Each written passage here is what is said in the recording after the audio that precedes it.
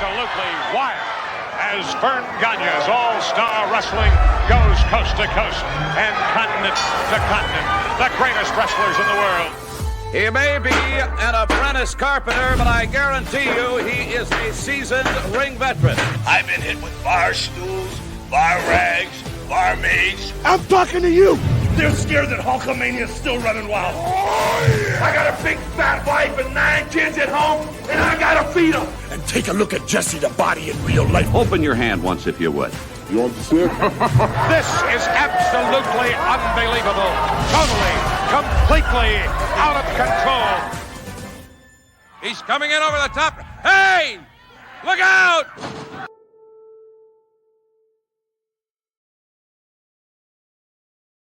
Welcome into AWA Unleashed.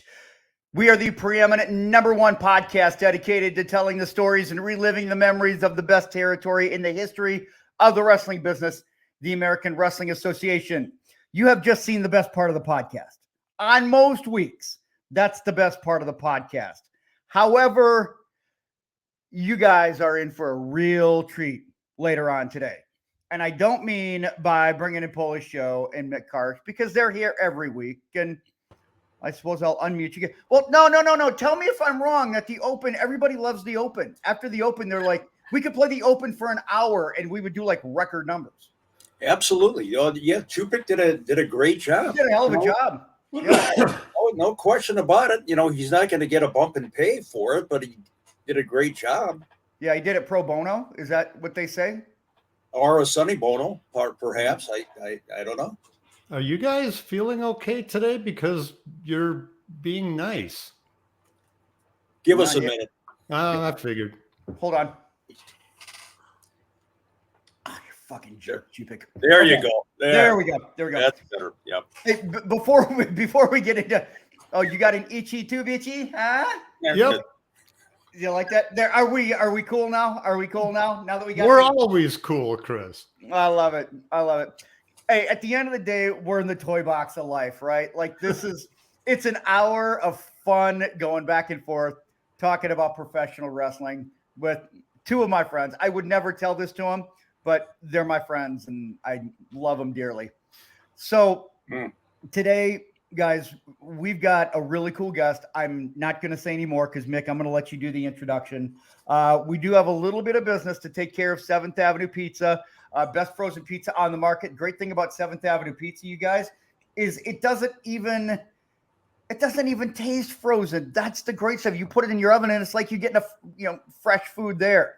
And I said my name, Tubbs by birth, Tubby by choice, and that's Body by Pizza. So no better pizza than 7th Avenue Pizza. Also, now that it's getting a little cool outside, if you want to rep the AWA Unleashed Army, go ahead and do that by going to SodaStick, SodaStickCO.com or SodaStick.com. Go to AWA Unleashed up in the search bar. If you go to the Unleashed and you get yourself a hoodie, a personalized hoodie, you can get your name right there in the neckline.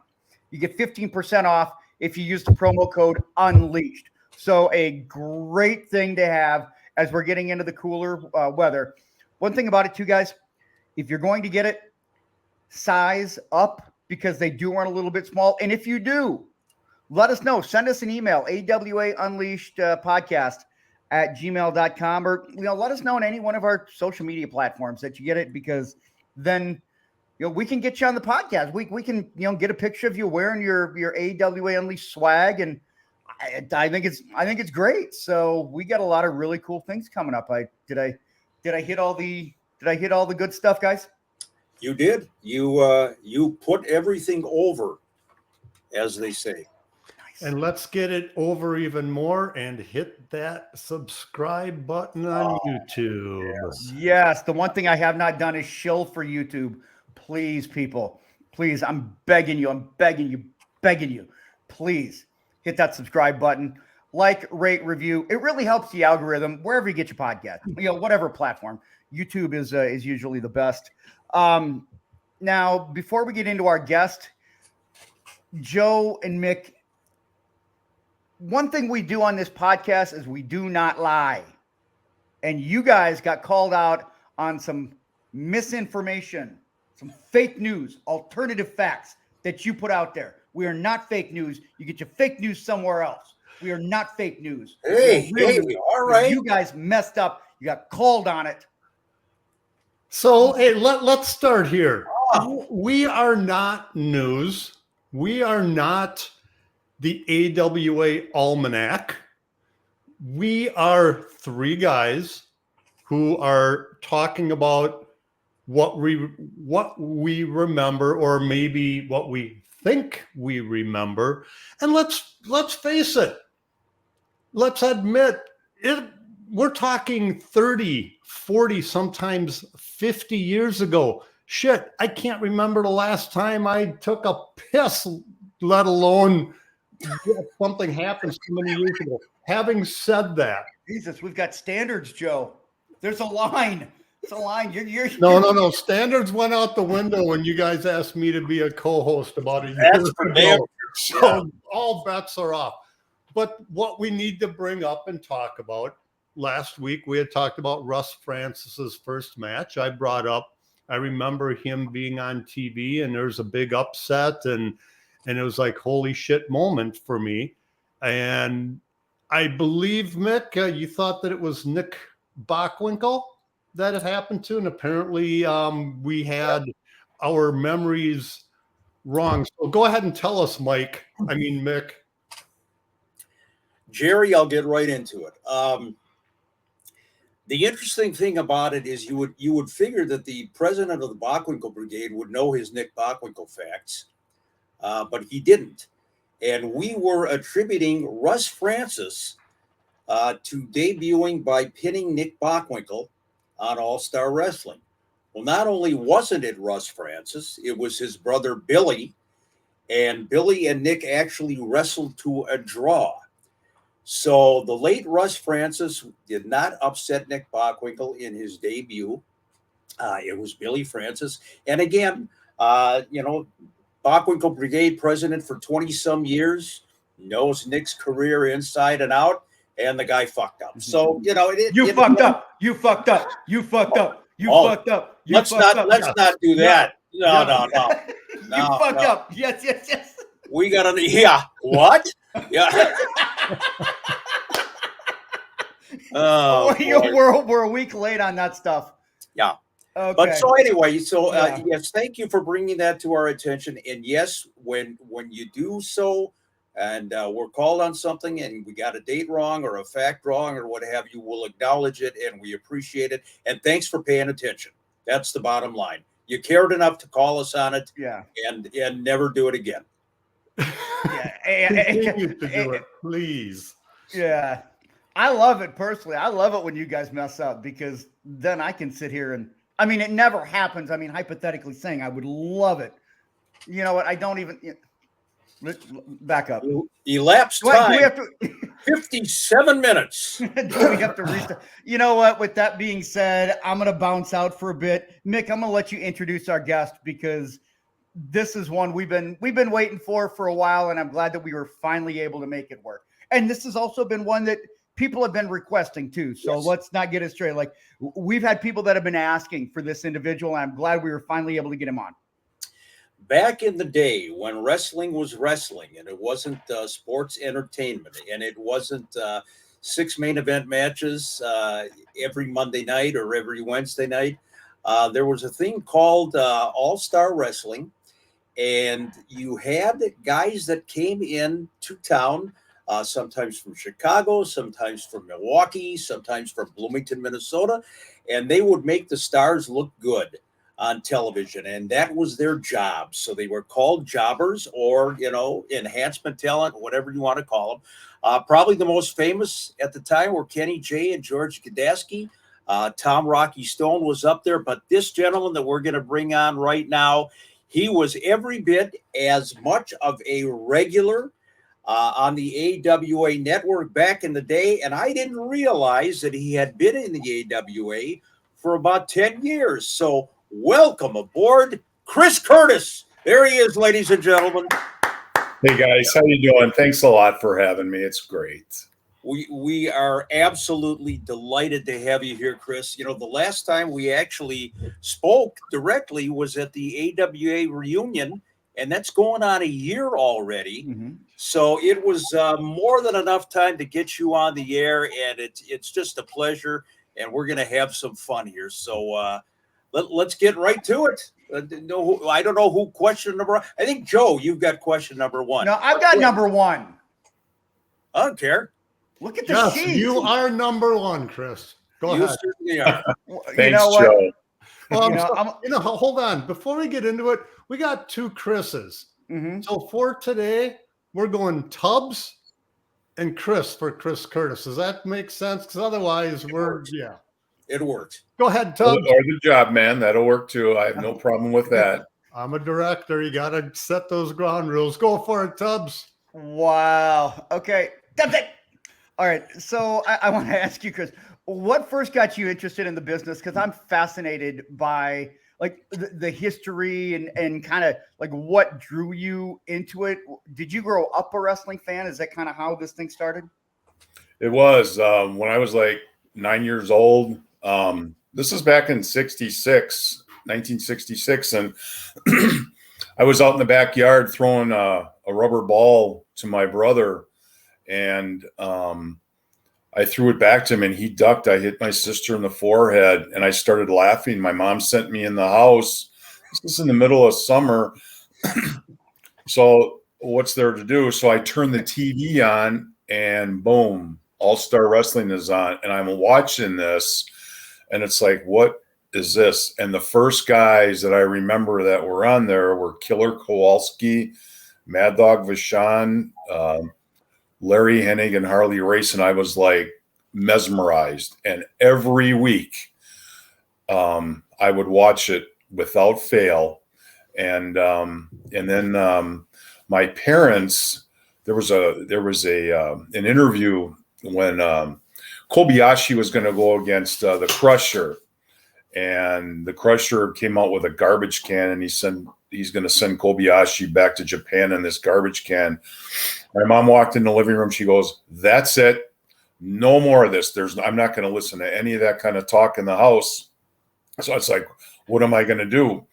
Well, there happened to be a department store a couple blocks away. So what I did was I went there every Saturday night at 5:00, sat in front of the TVs, and I watched wrestling for an hour, and I came back home, and I did that probably for 3 or 4 years. And that's how I was hooked.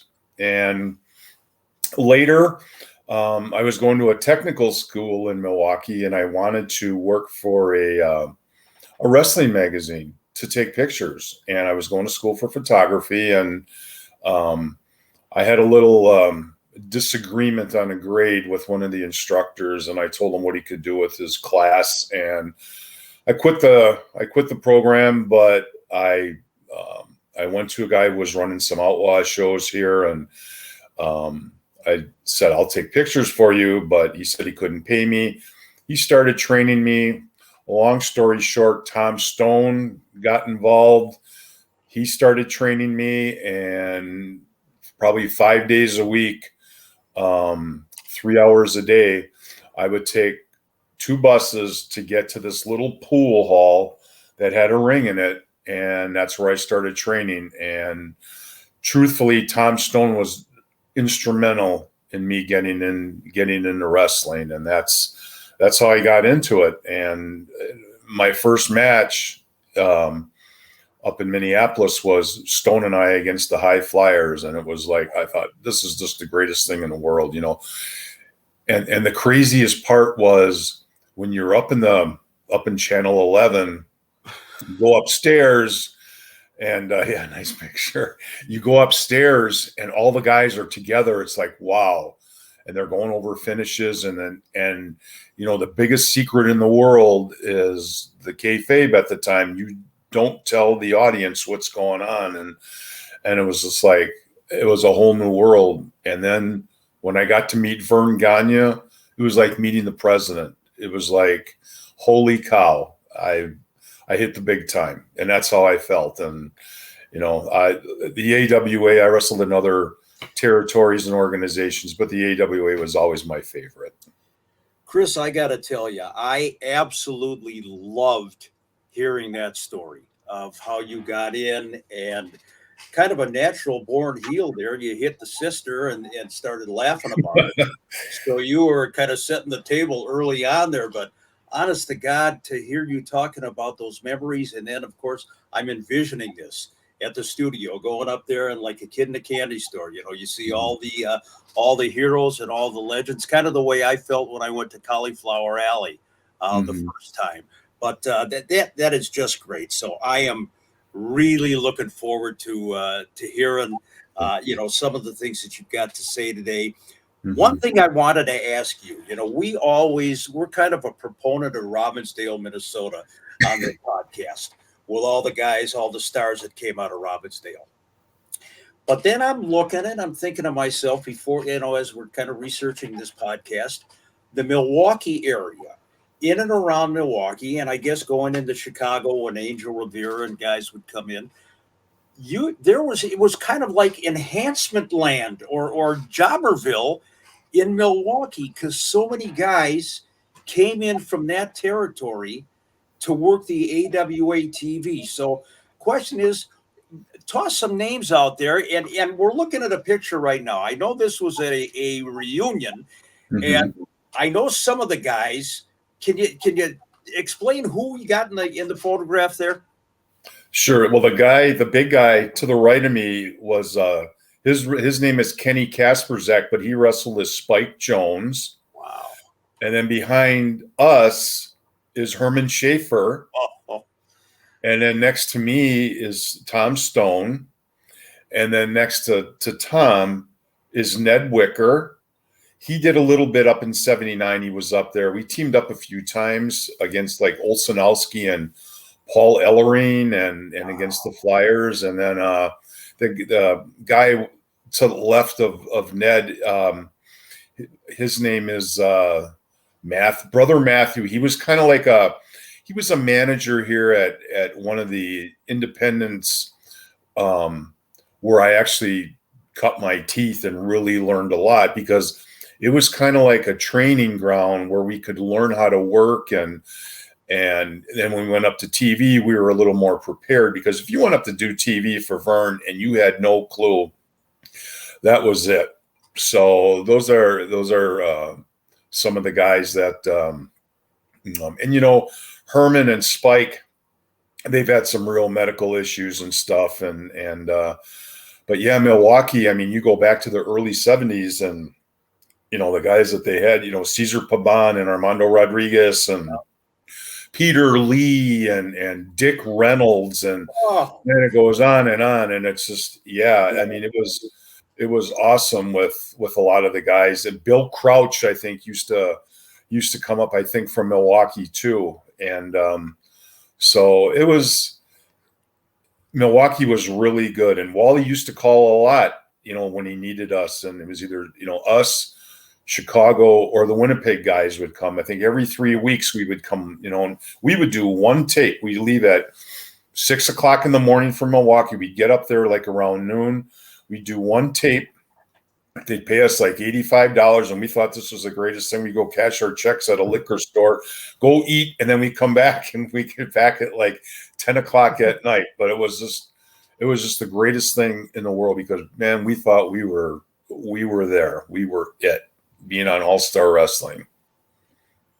So let me kind of, when you're growing up and you're mentioning all these guys, was there like one person that you consider your guy, like one individual that you were an uber fan for? Because we hear these stories about, I was a fan of, Crusher. I was a fan of Matt.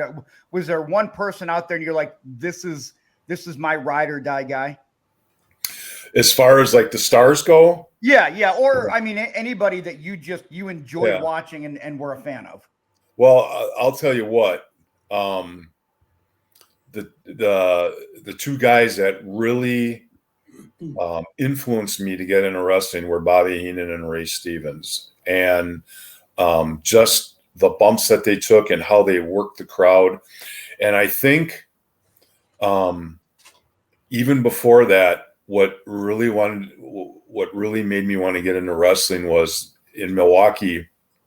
And I think Mick would probably know, maybe Joe too, but back in 73, Rhodes and Murdoch, Vern turned them babyface every once in a while, and they wrestled Bockwinkel and Stevens for the title at the arena in Milwaukee. And the main event that night was Wahoo and Superstar Graham in a strap match.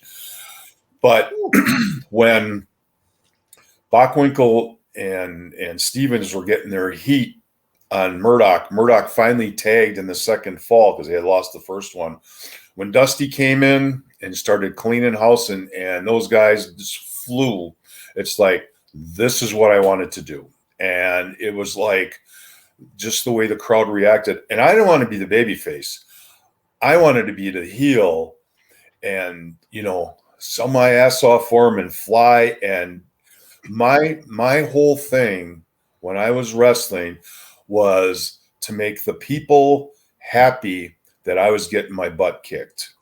It sounds really weird, but I'll tell you what, that's what it was all about. And I would have done it for free because I just love to perform and send them home happy. I can kind of get that because I would think about it. If you're in that situation, like the more emotion you convey of getting beat up, like the happier the people are going to be. So really it's like you control their level of enjoyment in a way. You do. And even if a heel won, just when a babyface, if they could just make a big comeback and then at the end miss a drop kick, get caught with a screw real quick, something like that, the trunks 1, 2, 3, just for that moment that you could make that crowd happy and you're selling your ass off for them, and just for that minute, that's what it's all about, and making them believe that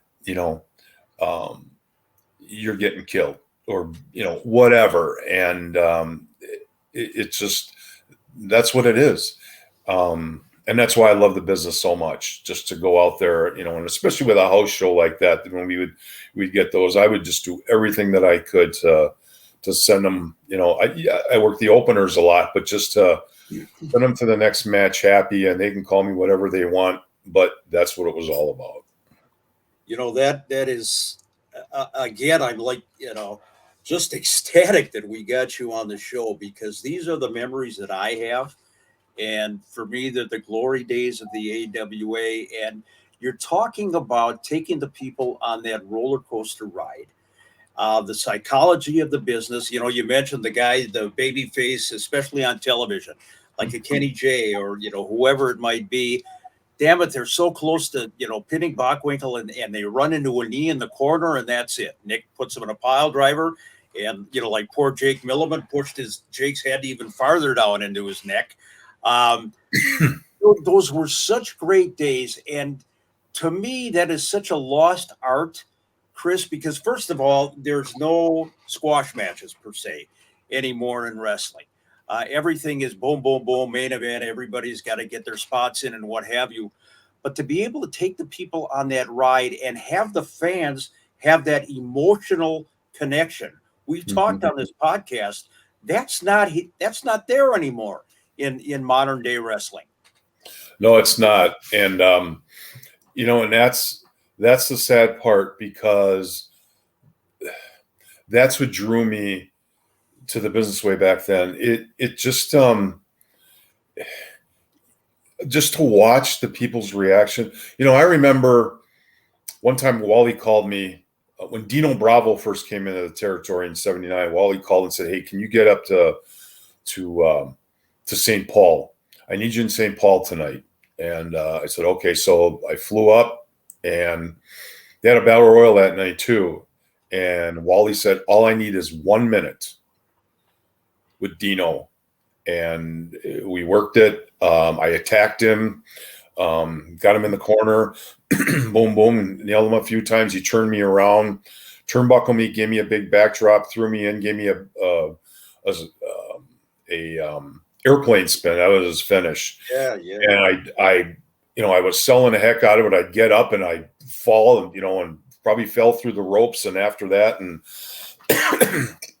people were, because they were going to build a big program with him in Blackwell, and just whatever they wanted. I don't care if it was 30 seconds, whatever they needed. I went out there and I gave everything that I could to make those guys look good. And, you know, I know Vern was watching real close, and Wally was watching real close, and Greg would watch real close. And if you went out there and just put those guys over and made them happy and made the fans happy, you know, because, you know, I wore all black. They hated me, which was cool, because the more they disliked me, the better it was. I knew I was doing my job. You know, if you didn't get a reaction, that was pretty tough. But for the most part, yeah. So Chris, I have the utmost respect for anybody that wants to walk into a wrestling ring, take the bumps in a singlet or what amounts to a tight pair of underwear. And so I asked this question out of complete respect. I have to assume that when you got into the business, from all of your years growing up, watching it, that you could see yourself be that main eventer, you know, to go against a Vern Gagne or a Nick Bockwinkel for the AWA championship. That did not happen in the AWA. When did you know, or when were you resigned to the fact that you're going to be that enhancement talent and still be able to fulfill your dream of being inside that squared circle and on television? Right away. You know, I accepted my role, and that's what I wanted. I had no problem doing it. You know, it's kind of like you have, like in a movie or a TV show, you have like the main character, the big star, then you have the supporting cast. I considered myself one of the supporting cast, and you need a supporting cast to put the big names over. It just, that's the way it works. They just can't do it by themselves. So I had no problem going out there. I don't care if it was a minute. I don't care if it was 2 minutes. I don't care, you know, whatever they needed, because number one, this stuff, it was not real. It was all predetermined, and you did everything you could to make that audience believe what you were doing was real, because you were playing on their emotions, and you wanted to, my goal all the time was to make them go home happy. Now, I got a chance to wrestle Nick on TV, and I got a chance to, you know, when he had the strap, Martel when he had the strap, Stan Hansen when he had the strap. So I got to wrestle my world champions, and, you know, they gave me, you know, part of the match. And then at the end, whatever, then they stopped me. And I had no problem never wrestling for the title. It would have been really neat, because, you know, I could have done it if I had to go 30 minutes or whatever. I don't know if I could have went, you know, a 60-minute Broadway, but there's ways you could do it. You just have to slower your pace and everything. But I had no problem. I knew right away what I was going to be. And yeah, so I gotta say, I just respect your answer 100%. And you're right. Everybody has their role, and you did yours very well. And so for that, I give you the respect and the kudos that you deserve for that answer, Chris. Love it. I appreciate that. Thank you very much. You know, Chris, Dr. X, many times, Dick Beyer has said that guys like you and Kenny J and George Gadasky, he gives you all the credit in the world, or he did, God bless his soul. He would say these are the carpenters of the business. Without them, there is no Dr. X. There is no main event in the offing for Dick Beyer. And he said a lot of times I was in the ring with somebody who really was a lot better than I was, but he made me look good. And the fact that you knew early on this was your role and you embraced it, actually. I think that is so refreshing because, I fast forward to the modern day pro wrestling, and I'm going to ask you a question about that in just a second. But so many guys now, even on an independent level, they don't get it. If they're not the main event, if they're not, getting their push, if they can't accept it. Everybody's got to be a star. And to hear you talk about, this is what I was, this is what I was expected to do, and I still went out and gave 150%. That is so refreshing and so phenomenal. And I really appreciate it, which brings me to my next question. When you worked so hard back then to make people believe, even if it was 2 minutes, 3 minutes, 10 minutes, and now you're in a modern era where there's no kayfabe, the bus left the station a long time ago. How do you personally, as a veteran of the business, somebody who did his job and did it extremely well, how do you feel, or how did you feel when kayfabe was broken?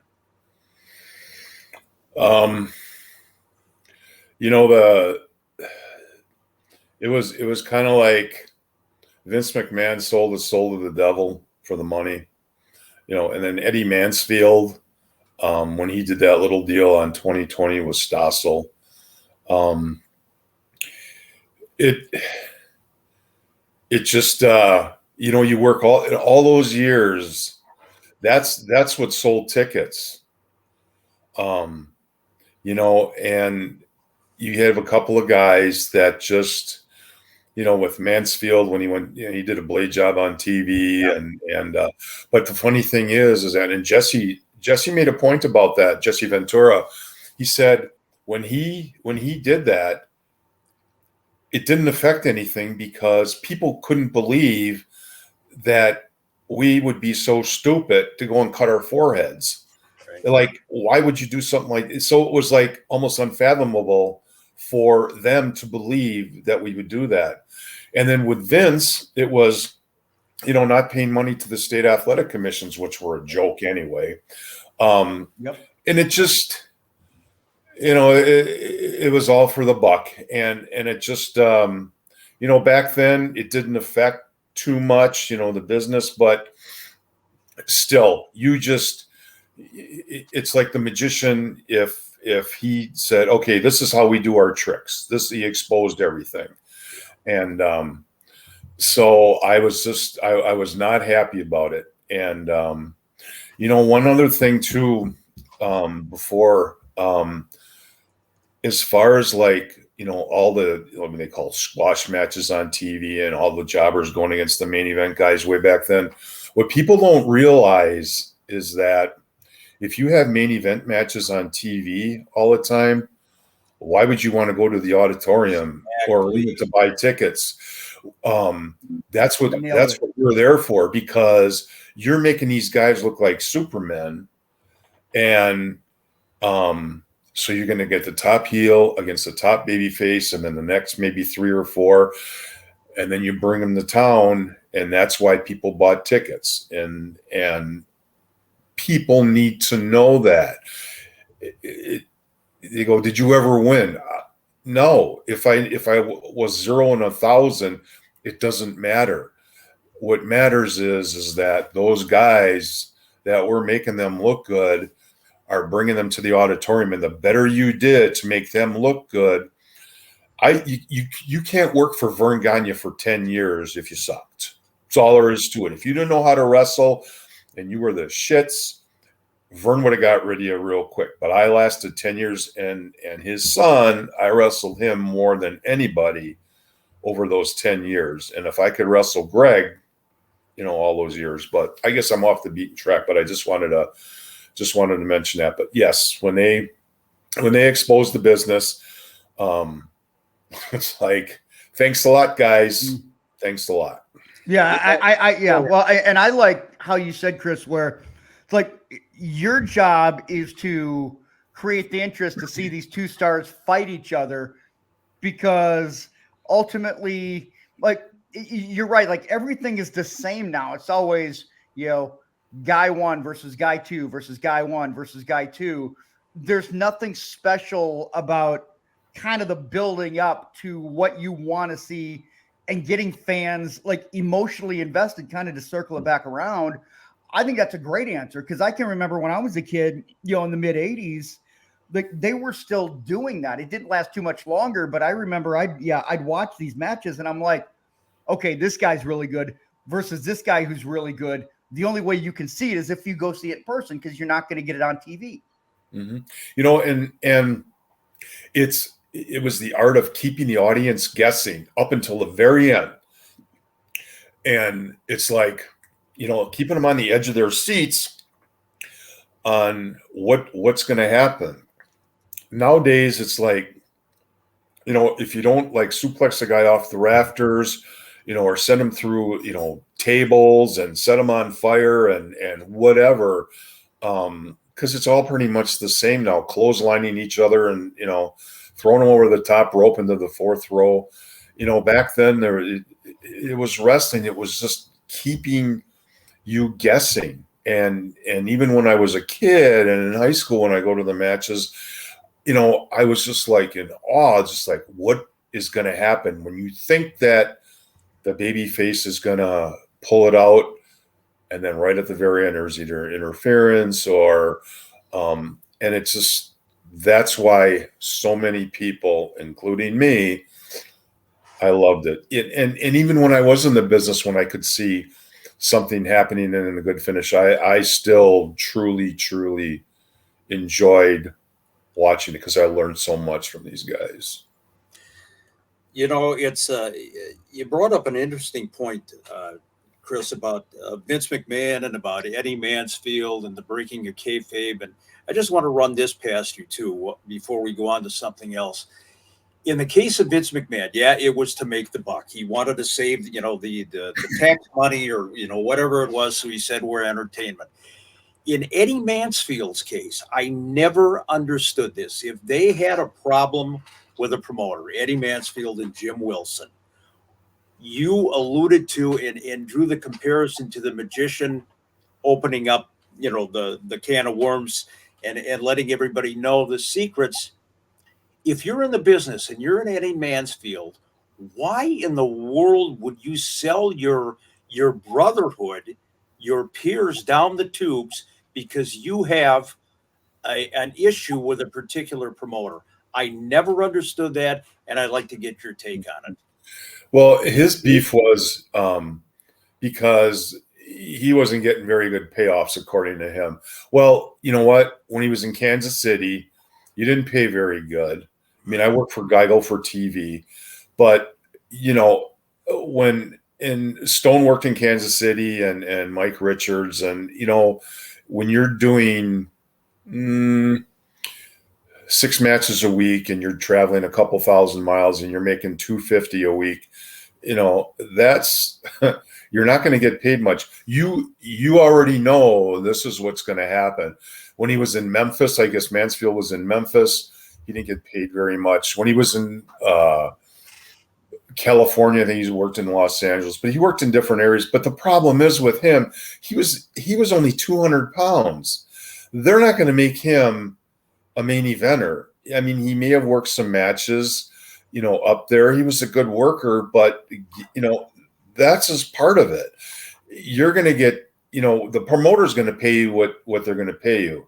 And you can either go talk to him and the promoter just say, well, accept it or, hit the road, Joe. And, not you, Joe, but you know what I mean? It's kind of like take it or leave it. And so apparently he was just so disgruntled what he was getting paid, but you kind of knew when you were, in the territory, what you were getting, and that was that.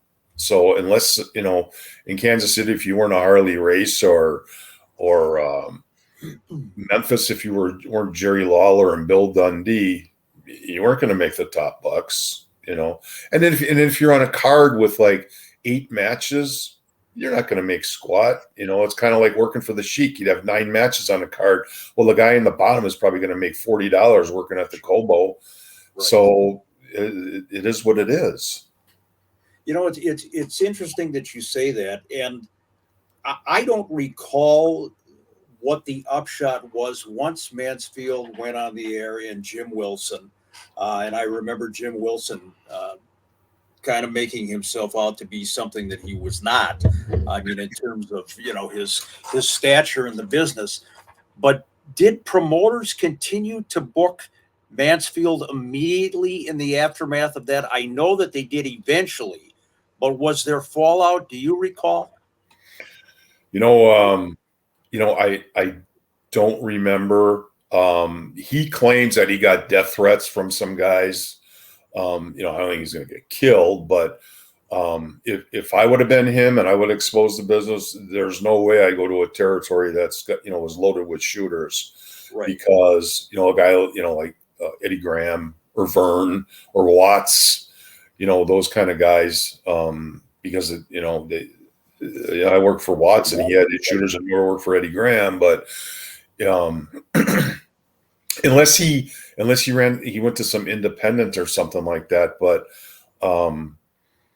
I guarantee you, if I expose the business, there's no way, especially because that was still territory days back then, and they really protected those territories.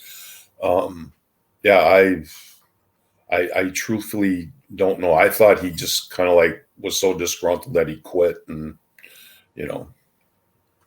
Okay. Let's shift gears here a little bit, because as it relates to you wrestled everybody that was anybody in the AWA. And I know you mentioned other territories, but you mentioned Nick and the Flyers and so on and so forth. 2-pronged question for you. Of all those guys that you were working with, was there anybody that you loved working with, your favorite opponents to get in there with, and were there some on the inverse that kind of, this guy's a little stiff or what have you? I would prefer not. I mean, I know you went in there and you did your job, but were there some that you just did not look forward to getting in the ring with? As far as probably my favorite guys that I worked with were the Flyers. They were super easy. Steve Olszanowski. Steve was really, really great to work with. Super light. Hogan, I love working with him. He took care of you really good for a big guy. And Larry Zbyszko. I love working with Larry. That's because he didn't wrestle until 5 minutes after the bell rang. Right. But I got to work him as I was a baby face. And I'm going to tell you something. He would give me a super big comeback. When I work him, I would always get a really good comeback from him. So we were in I think the best memory I had of Larry was I worked him in Milwaukee. And remember, he used to call everybody Spudheads. And yes. So some guy in the audience brought an Idaho potato. Oh. And so the guy was like waving the potato and he's yelling, he goes, "Curtis, here." And so Larry said, "Stop me and go get the potato." So I stopped him, jumped out of the ring. I went and got the potato, and I was like kind of like softening it up and squishing my hand. And I brought the potato in and I grabbed him by the hair and he's going, "Hit me." And I just held that potato up and like I'm going to give him a bolo or something. And I just smashed the potato, but I didn't hit him in the head. I smashed the back of my hand and that potato exploded, and he sold the hell out of it. And the people just went nuts. And then afterwards, he pinned me, but I love Larry. He was just, if I had to work babyface, he was just so much fun. He was just so easy. And then the guy that I was like super scared of, and this is when I was after I went up to Minneapolis, was Billy Robinson. And I had him 2 out of 3 falls. Oh, I thought, oh, geez, no. And I was like, because he liked to, to hurt the newer guys. So I went up to Nick and Ray, and they were kind of like my mentors. That you could always go to those guys, and they always had time for you, and they would talk like, psychology and do this and do this, and they were just wonderful, wonderful guys. And they said, well, just listen to him, what he says, and you'll be okay. So we talked about our match beforehand, and we'll do this and this, and got in the ring with him and got him in the corner. I gave him a few forearms, and he called me a bad name. And I thought, uh-oh. And I hit him again. And I went to beel him, and I beeled him, and he got up, and he just went to work on me. Gave me that backbreaker of his, and I thought he was me in half. Then he put me in a Boston Crab, and I thought he was going to break my back, and I gave up right away as soon as he got me in it. And it was we went back, because between falls we would go back, behind the curtain, and then they'd call us back out again. And then they said, no more, you're done. That's the end of the match. And so I went upstairs, and I was really ticked. And I told Wally, I said, you know what, Wally, this is bullshit. I didn't come up here for this. And so Billy didn't even say anything to me. But Nick came up, and he said, you know what, don't quit, come back. You did fine. You're doing good. You're new. And he just initiated you, whether you know this or not. You just got initiated. Now, I don't know if Vern gave him the green light or what, but a funny story was a couple months later, I was in Green Bay, and we had a battle royal. It was my first big battle royal in the AWA. And when the bell rings, you kind of like pair off with somebody. So I'm looking around. Here comes stomping toward me is Mad Dog Vachon. I looked and I just said, oh shit. And so he comes and he goes, stop. So I get him in the corner, and I start choking him and getting my heat. All of a sudden there's a tap on my shoulder, and I turn around, and guess who's standing there? Billy Robinson. And I turn and I go, oh, hell no. What did I do to deserve this? I'm a nice guy. Why do I have the worst killers in this territory? And I got the Tasmanian Devil in front of me, and I got this, MMA killer behind me. And he just got me on the cheek. I walked away and said, see you later. And I went over to Crusher, and Crusher says, when do you go? I go, now, please. And I'm done. So I escaped death that night. But yeah, it was. And then after I had Billy 4 years later, and Billy was real cool. And he said, I said, hey, Billy, I got you again tonight. He goes, you want revenge, don't you? And he remembered that. And I said, no, I just want to have a good match. And he gave me a lot of the match. And then at the end, he beat me. So that was the only time. And other than that, never a problem with anybody else. Yeah. That Robinson backbreaker, I'm telling you, and the way Nick used to take it. I mean, you look at it, and I know Stone has said when Nick wrestled Robinson, it's like, holy shit, is this a shoot they got going on here? And it was amazing. Yeah, and the biggest thing is that what makes it so realistic is when he picks you up, what you have to do is when your feet are up in the air, you have to slam your feet onto the mat and make it look like he broke you in half, because that helps break the backbreaker. There's another little secret that, you just have to know how to take certain things. But that's what, saved you. You throw your feet on the mat, and it kind of arches your back a little bit, because otherwise if you took the full brunt on your back, that you could get hurt. So, yeah. It amazes me that you were so scared being caught between the dog and Billy Robinson that you actually willingly gave up that $50,000 over the top rope. Right. just stayed in there another 45 minutes, Chris. I mean, but I get it. The Billy Robinson stories are absolutely legendary. And this is the first time that I think we've actually heard something firsthand about Billy Robinson, because I think that's been a big question for fans. It's like, well, are these stories true? Did he really, do that to people in the ring? And to get a firsthand account of it, I feel it validates a lot of the questions that our fans have. Yeah, I know he really protected the business, and I give him a lot of credit. And I'm going to tell you something. Like later, when I did a lot of independent shows, and even later, I learned a lot from Billy as far as like different holds, how to apply them. It just, even what I do today, working security, if I had to, I would apply some of those holds if need be for restraining and whatever. I mean, Billy, I watched him so much. He's probably the one guy as far as legitimate wrestling that I watched more often than anybody. And I have to give him all the credit in the world for, learning from him, the legit stuff. So, yeah. Absolutely. Oh man, great stuff, Chris. We appreciate it. It's name association time. Okay. And Joe and I are going to kind of go back and forth here and mention some of your peers from back in the day.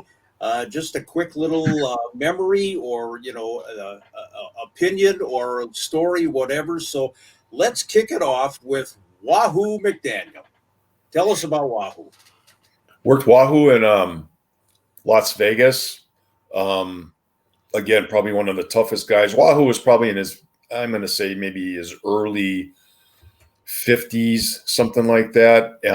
Still a tough man, but I went out there and I sold for him. He turnbuckled me, and I ran full force into a turnbuckle. This is out at the show.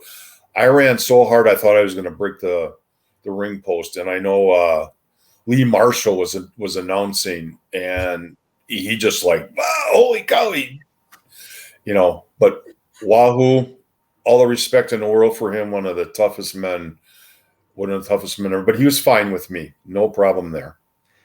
I'm going to throw two tough guys at you. Perfect segue into these two. Stan the Lariat Hansen and one Bruiser Brody. Worked Brody in St. Louis at the Chase. Very nice. He used to come up and he would say, if I don't see you afterwards, I just want to thank you. Took care of me. As long as you sell for him and make him look good, good guy. I had no problem with Frank. Hansen, I worked him, I think it was Stevens Point at the college up there. His lariat, the secret to taking Stan's lariat is don't. You saw that elbow coming up, you start to throw your feet up in the air and you take that bump. He gave it to me maybe about a third away from the edge of the rope from where I was coming off, set about 2/3 of the ring. And I flew and I actually hit the other side of the ring with my feet and butt. And I just flew from, and I could hear Greg. Greg was helping doing the announcing. And he goes, oh my God, he almost killed that kid. And, but he would lay him in, but that's okay. Thinking about it in retrospect, from years ago, I had no problem with, working guys like Stan and Frank, if they were a little rough. It just kind of like got you going. And I wish that I would have had a longer match, even a house show match where, if he was like that, I could kind of like lay him into, because that's how they liked it. But I never had a problem with the guys. They were good to me. All right, Joe. Go ahead. Well, I'm looking on the list, and I'm going to throw out the High Flyers? You talked about them earlier, but a little more impressions of Jim and Greg. Super easy to work, very light. Greg was super light. Boy, I learned so much from him. He liked to wrestle. I like to wrestle. It helped me learn more. If he got mad, because you screwed something up, he would tell you, but it was all forgiven. And he, when he booked himself against me, I think I worked a show in Rockford one time. We probably went about 15 minutes. He had confidence. He knew that I would be a good opponent. I knew what I was doing. I knew how to work. So I love working Greg Brunzell. I worked a couple of times in tags with him and Greg, and Jim too. When he hit me with the drop kick, he did it just right. Great guy in the ring, very light, made great comebacks. So I love working both those guys. It was well worth it, and I always look forward to being in there with them. Well, and it's a feather in your cap too. If you mention, that Greg would book you against him, that says a lot about you and the confidence that he had in you. So, absolutely, tip of the hat there, pal. Other end of the spectrum, so to speak. I'm going to throw you a little curveball here. Tell me about the erstwhile Jake the Milkman Milliman. Jake is he was quite a character. And I'm going to tell you something. He was probably one of the toughest individuals I've ever met. He could, I don't know if you guys know this or not, but he used to do this thing where he'd lie on a bed of nails, and then he would have somebody would put like a towel over his stomach, and then there was a cinder block, and they would smash a cinder block with a sledgehammer, and he'd get up, and you just see like little red marks on his back. He didn't like get shish kebabbed or anything, and he was just like a cult figure. And then when he was, then when we teamed up with Jesse, it was like, I think didn't they rescue the Fabulous Ones? Weren't they in a program with them? Yes. But you could have probably put Jesse and Jake in as baby faces, because they seem to be more over than the Fabs. And I think Jesse would have been a great baby face with Jake if they, in wrestling, anything could be done. And I think they would have been a great baby face team. I really do. It's just too bad that they didn't push him more, but I got to give Jake his kudos. He did really, really good. I had all the respect for him in the world for, a little guy. He was just a great guy. I remember one match on TV, All-Star Wrestling TV, and Jake is wrestling Bockwinkel, and he's got Nick in the corner, and Jake came flying in with some particular move. I don't know what it was, but the poor guy landed right on his head. I mean, pinpoint right on his head. And then, of course, Nick followed up with the pile driver. But I remember Roger Kent saying, why even bother giving Jake Milliman a pile driver? He will do it to himself. And I think that was the essence of Jake Milliman. And God, we love the guy. And I know he's had some health issues over the years, but talk about a cult hero.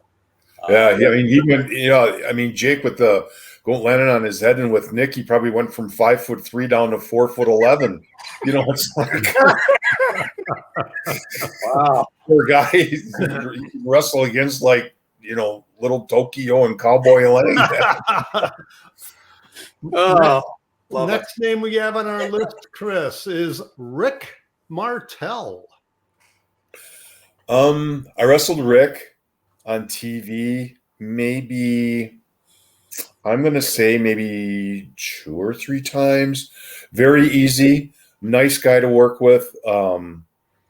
Always a gentleman. I remember wrestling him on TV one time, and he had a feud with Stan Hansen, and I remember Stan came into the ring area, and then Martel slammed me and jumped out of the ring, and they started fighting outside the ring. And this is back in '85, and Marty Miller counted him out, and the next thing he raised my hand, and people are yelling new champ, and I'm raising my hand, and I'm putting the belt around my waist, and oh my God, it was hilarious. And Greg is all bent out of shape because Hansen was there, working it and everything. But that was a pretty cool moment, and back in I think the 60s and even earlier, they would, if you were counted out, you'd lose the strap. Right. It was a non-title match. So, but yeah, Rick was a good guy. I liked him. Let's talk about the guy that you said was kind of a mentor and always had time for you, Mr. Bockwinkel. Talk about your relationship with Nick and how you liked working with him.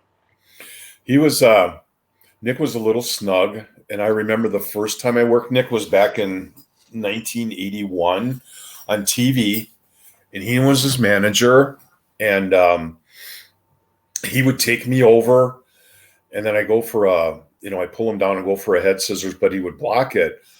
And when he had me in a headlock, he just said, slow down, because, with TV, you want to speed it up. I mean, this was like the moment of my life. This was like the greatest thing, but he was really good to me.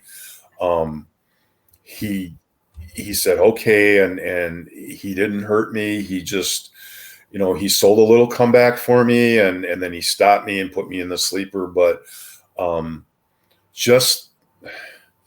he was always there. If you had a question for him, he never said, just wait, I'm busy. He was always there to help you out. And just one of as opposed to his persona on TV, just the greatest gentleman. I always had the greatest respect for him and Ray Stevens too, because they were just the greatest guys. I miss them. They were great. One of the nicest guys that I worked with in the AWA, and amazingly didn't hurt more people than people think that he would have. I'm talking about your impressions of the Stone Mountain from Georgia, Jerry Blackwell. I worked Jerry one time. That was in Omaha. It was a tag. It was myself and Rick Renslow against him and Greg. Snuka was a no-show with Greg, so Jerry came in. Jerry had a bad ankle that time, so he really couldn't do much, but he was very good. But I'll tell you a story about Jerry. Jerry was probably one of the most athletic big men ever. He had a feud with Crusher, and I was refereeing a match in Green Bay, and I think they had a brass knuckles match or tape fist or whatever. Yeah. And we're walking back to the dressing room after, and some guy came up from behind and hit Jerry in the head. And so the guy tried taking off, but we used to have the Brown County sheriffs escort us. And I told the sheriff, that's the guy right there. So they brought the guy back in the dressing room, and Jerry was fuming because the guy, I don't know if he hit him with his camera or what. They brought him back in there, and Sheriff goes, here he is. Here's the guy. And Jerry said, UMF. And the guy fainted, just fainted right on the spot. And Jerry, and he walked away because Jerry would have killed him. And then they picked the guy up, and then they but it was just like, holy cow, he just wilted. And he's a man that you never wanted to mess with. Nice guy. Stone and I actually stayed at his apartment one time in Minneapolis. He was in Denver, or he was Chicago or something. So it was a Saturday after we taped. He let Stone and I stay there because Stone had a house show the next day and at the Minneapolis Auditorium or whatever. And he had a TV in every room, bathroom, the whole deal. And great guy, was always nice to us. But don't cross him, because if you did, it wouldn't be good. Jerry Blackwell, I remember watching Jerry, and this is again in the days when he was a hated heel. And the Minneapolis Auditorium or Civic Center, somebody would giving him the raspberries, and he would walk right up, maybe a third of the way into the seats and go nose to nose with people. I mean, he was absolutely, fearless and no question about it. But again, away from the ring, the Southern gentleman, what have you. Last question before we talk about your book. What was your relationship like with the head honchos back in the day, Verne Gagne and Wally Karbo? Verne, I had the utmost respect for him because I thought he was like the king of wrestling. He was, like I said, when I first met Verne, it was like meeting the president, and never had a problem with him. Like I said, if he liked you, and I wrestled for the AWA for 10 years, I just, I wish I could have wrestled Verne on TV. It would have been great. He's one of the things that if I had a wish, I could have wrestled him, and I wouldn't have got any heat. I would have just wanted to use wrestling holds and moves and escapes, because I think he would have he likes that kind of stuff, especially if you know what the hell you're doing, because you had to when you wrestled, up there.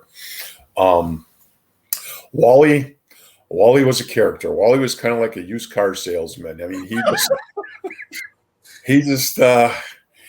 look at you and he'd be BSing you, and he was. But one thing, Wally would, he would call me, or what he would do is he'd go through Stone and say, hey, get, these guys for TV, and or he would call Stone and say, hey, can you get Curtis for, we need him in St. Paul. Or Wally would call me, hey, can you get to St. Paul? One thing I never did in all my 10 years, and I'm really proud of this, I never said no once if the office called me. Not one time did I ever turn them down to come and do a house show, referee, or do TV. So yeah, it's just something that I just and I think about that and how it used to be with all those legends and all those guys, and it's just like, wow. I was just so proud to be part of that organization that I grew up watching, and it's just the greatest thing. Well, Chris, I know with all of the stories and your experiences that you became an author, and that you have a bunch of these stories and stories about your career in a book. So back in the day, I used to direct the interviews in the AWA studio. So I'm going to count you down into a 3, 2, 1 and cue you. Let's get a promo. Let's tell us a little bit about the book and where fans can get it ordered. You ready? 3, 2, 1. All right, let me tell you something right now, which is the usual line. You see the job man? I am the job man. I am the job man persona. That's me raking Lorenzo Susie's eyes at the amphitheater in Chicago. I tell you right now, I'm telling you, get this book. It's the greatest wrestling book ever written by the job man. The best part about it is there's no dirty laundry. It's all great stories about your favorite stars and, of course, your favorite job man, and that's me. He may be an apprentice author, but he's a seasoned ring veteran. I'm Chris telling you. Curtis and the Job Man. Wow. That was great. That was absolutely great. One take, Curtis. Look at that. I like that. I just, in conclusion here, pal, this is coming from my heart. This has been such a great hour plus for me, listening to your stories. You brought me back. You brought me back to the TV studio. You brought me back to arguably the greatest roster the AWA ever had back in the day. You brought me back to a time when it was professional wrestling, when it wasn't sports entertainment. And I just want to thank you. I want to thank you for your honesty. I admire what you said about accepting your position in the business, that you knew what it was, and whether they were giving you a minute, 2 minutes, 10 minutes, you went out there and you gave it 150%. Always a credit to wrestling. It's from a bygone era, a better time, better place. And I just want to thank you. Sincerely, I really have enjoyed this interview. Well, thank you very much. I think this is awesome. You guys inviting me like this, and I love it. And I do it again, anytime. And you guys are really a credit. I love your podcasts. I listen to them all the time. It's just super. Thank you so much. Thank you, Really Chris. appreciate Thank it. you, Chris. I still think you made a mistake by, not going for the $50,000, but you might have had a couple of. When you're sandwiched between Billy Robinson and Mad Dog, yeah. Well, you get a broken back and you get a couple of teeth marks. $50,000. That 50, well, let's see that the $50,000 is going to pay for the doctor bill. There it is. Right? Chris, that was just great. Thank you, my friend. Really appreciate it. Well, thank you guys. Thank you. Take care. All right, you too. All right, we'll put him backstage. We'll hook up with him again after we're done here. It was a great conversation here, guys. I mean, I knew we were going to get some really good information and some really good stories, but the Mad Dog Billy Robinson, when you're willingly going over to the Crusher, and that's the lesser of the three evils, I mean, that kind of tells me all you need to know about where he was at. I love that. Crusher says, "When do you want to go?" And He's like, "Now, please." Says, right now. Great stuff. Oh Great, man, great so many great stories. And by the way, you guys, if you want to read the stories, and now that you've heard them firsthand, and you want to read the stories, I'm gonna put the book back up there, guys, and we're gonna go a full screen. Yes, so there it is, Job Man. Look, Amazon, Barnes & Noble. I don't need, I assume that's still a thing, but just Google it, check it out. I'm sure you can get it, Amazon. So yeah, there's a foreword by Baron von Raschke. Oh, look at that. I didn't even, oh man, see, I don't know. That's so many good things in there. And if you guys enjoyed the interview, like I know we did, we thoroughly enjoyed it. And I'm so glad that we were able to make it work. Let's give some shout outs, take care of some business, and then we'll take it home, as the kids say. I think that's a term in wrestling. It's what I see on the internet, so it's got to be true. Oh, we love the internet. We've already had that conversation, Mick. So let's go with you with the shout outs, and then we'll bring her home. A friend of mine for 50 years, Bruce Buckstein, Bruce in Maple Grove, Minnesota. He was the guy that I went to the TV studios with each and every week in the 1960s into the early 70s. It was Bruce and I that were chased onto 6th Street by Mad Dog Vachon when the dog thought that we were playing with the elevator buttons at the Dykeman Hotel. Bruce Buckstein, a great fan, a friend, great wrestling fan, and the shout out to Bruce. Well, you've known him for 50 years. I've known my shout out for 58 years, but it's easy to do because I'm going to give a shout out to a new listener finally, and that's my brother, Jack Chupik. Wow, What took us so long? on. Yeah, well, yeah, really. What took him? I mean, you couldn't have like asked him to. I mean, He's why not on, now? He's not on social media, blah, blah, okay. blah. Just, it's family. Okay, yeah, I get it. Yeah, Joe Chupik, all about the nepotism here. I'm going to go to somebody I've never met. I do not know. I don't even know their real name, but all I know, it's a gimmick name. You can see it across the screen. You see that? SCOH 840. I have no idea who that is, but they're very active on our YouTube channel, so I love it. Go ahead and I have no idea what their real name is. I don't even care what their real name is. Their gimmick name on YouTube is SCOH 840. And hey, thanks for leaving comments, you guys. We love all the interaction. Even if we don't respond to everything, we do see them and we try and get to them, and we will get to them all in due time. So, guys, this was fun. Thanks 7th Avenue Pizza and Soda Stick for helping make this thing go. Rate, review, subscribe, please do all that fun stuff. And I think we're done. Thank you, Chris Curtis. Great show. And you're right. Chupik's all about the nepotism. Well, it was great to have Chris Curtis as a jobber. It was nice to have another jobber. I mean, we Chris Curtis, the Tom Stones of the world, but we've got Mick Karch, the jobbers of AWA announcers. Okay.